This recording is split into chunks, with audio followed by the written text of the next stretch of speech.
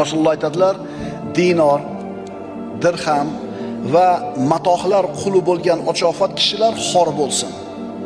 Agar dunyo berilsa rozi bo'ladi, berilmasa rozi bo'lmaydi. Ya'ni namoz o'qib roza tutadi, dinni mahkam ushlaydi, ishlari tekis bo'lsa. Agar ishlar ozgina xiralashib qolsa, o'sha johiliy hayotga nima qilaveradi? Qaytib olaveradi. Demak, banda shahvatlarining quli bo'ladi. Ana shu shahvatlar insonni ustida hukmronlik qilishga harakat qiladi. Agar shahvatiga qul bo'lib qolsa inson, ana shu shahvati nima desa, o'shini qiladi. Ammo al-vajd martabasiga yetgan bo'lsangiz, shahvatlaringiz hech qachon ustingizda hokim bo'lmaydi. Xulosa, inson o'zining bashariyligini qachon yenga olar ekan? O'zining nafsini qulligidan ozod bo'la olsa. Agar nafsini qulligidan ozod bo'la olsa, eng oliy martabaga erishadi.